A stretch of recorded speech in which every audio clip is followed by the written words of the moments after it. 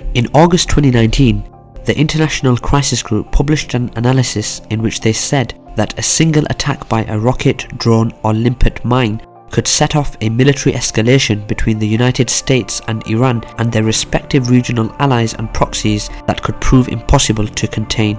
In the coming weeks, we will see if the time of the red line has gone. Iran was expected to immediately and fiercely respond to the US killing of Qasem Soleimani. Washington will likely interpret Tehran's actions as a sign of weakness and will keep provoking the Islamic Republic until Iran de facto capitulates to the United States. Instead, it provided a very calculated and limited response by striking 2 US bases in Iraq, causing no casualties to the US troops. I'm your host Qasem, and thanks for joining me for another KJ vid. In this video we will discuss the ongoing confrontation between America and Iran and the recent killing of the Iranian commander Qasem Soleimani.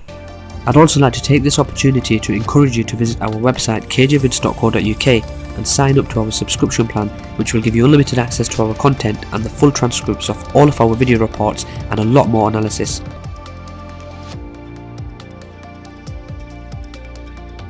According to some analysts, the killing of the Iranian Major General in the Islamic Revolutionary Guard Corps on January 3, 2020 could be for the Middle East what the assassination of Archduke Franz Ferdinand in Sarajevo on 28 June 1914 was for Europe. Qasem Soleimani was not just a battlefield commander, but also part of the Iranian political system, which means that the US action can be interpreted as a political assassination. Soleimani was probably the most powerful figure in Iran after its supreme leader Ayatollah Ali Khamenei. There is no doubt that for Tehran his death is seen as an act of war. The United States, on the other hand, sent a strong message to the Iranian leadership by killing the Quds Force commander. You cannot humiliate the world's only superpower. While the world was busy celebrating New Year's Eve, Iranian proxies in Baghdad broke into a compound of the US embassy. It was a reaction to the American strikes on the Iran-backed Kataib Hezbollah militia group in Iraq and Syria, which resulted in the death of 25 fighters. In a humiliating day for Washington, hundreds of demonstrators besieged the US compound, at one point breaching the main gate and smashing their way into several reception rooms. They lit fires, battered down doors and lobbed bricks at bulletproof glass. Even though they could have tried to fully capture the embassy and take hostages, which would be an adequate response to the US attack, the Iran-backed protesters eventually left the compound. That way, Tehran showed that it is not ready for a full-scale escalation. Instead, Ayatollah Ali Khamenei replied to the US President Donald Trump on Twitter. This guy tweeted that we see Iran responsible for the Baghdad events and we will respond to Iran. There is nothing you can do. Khamenei was obviously wrong. He underestimated the United States and its might. Qasem Soleimani fell victim of the rhetoric of his own country. After his death, Iran kept posting numerous threats to the United States. According to the Islamic Revolutionary Guards Corps, there are 35 vital US positions in the region, as well as Tel Aviv in Israel, that are within Iran's reach. That, however, does not necessarily mean Iran will keep striking the US positions unless it is directly attacked. Over the past months, Tehran was carefully managing its own escalation, which is why casualties have remained so low.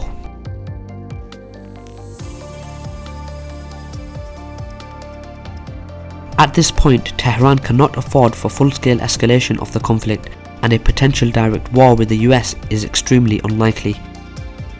Iranian military leaders know that the US military is much more powerful and lethal than their own forces, and therefore will not want to risk a direct clash where they come out looking weak. Instead, Iran mobilized their militia allies in Iraq and used their political influence to compel the Iraqi parliament to end the US military presence in the country.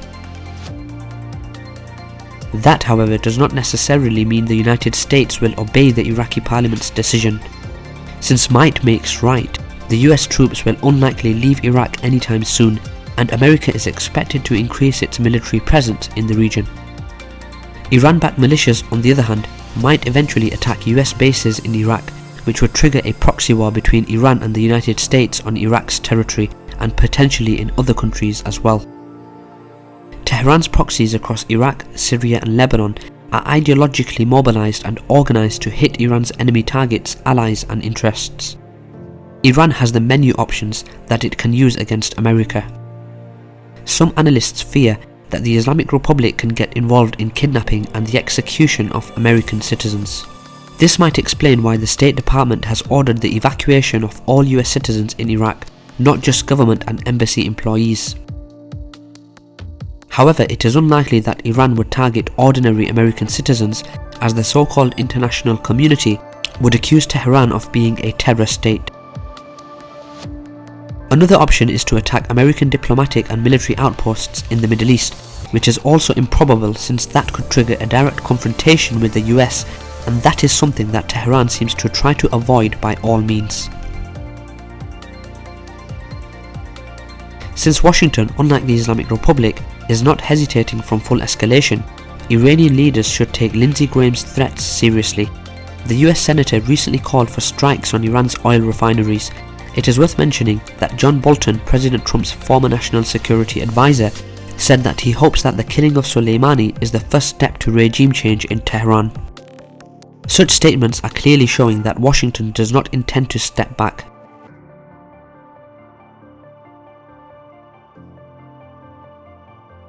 The US escalation was a deliberate choice to push Iran into a reckless reaction in order to blame it for the start of a new regional war.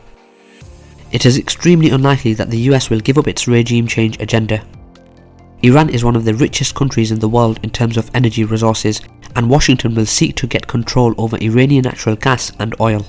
Iran has two options: to respond mercilessly to the US actions even if that means a major war, or to keep calculating and providing limited responses in an attempt to avoid a direct confrontation with the United States. The latter option is something that Russia has been doing ever since the start of the conflict in Ukraine in 2014. As a result, Russia gets humiliated by the West on a daily basis and constantly has to make concessions to those that President Vladimir Putin calls dear Western partners. Unlike Russia, Iran is not heavily dependent on the West. Its businessmen do not have bank accounts in London and other Western capitals, and children of the Iranian officials do not live and study in the West. Such a position provides Iran an opportunity to respond to the US by all means, regardless of the consequences. For the Islamic Republic, it is imperative to retaliate. It is a matter of honour.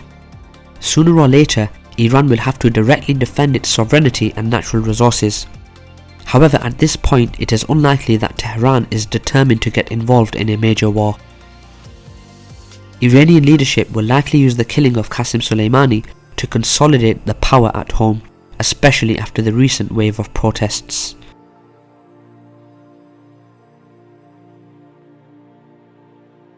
That's all for today guys, thanks for watching another KJ vid. We hope you enjoyed the video and would love to hear your views in the comments below, especially if you are from Iran. Please don't forget to visit our website kjvids.co.uk and subscribe to one of our plans which will give you plenty of political analysis. Thanks for watching again and see you next time.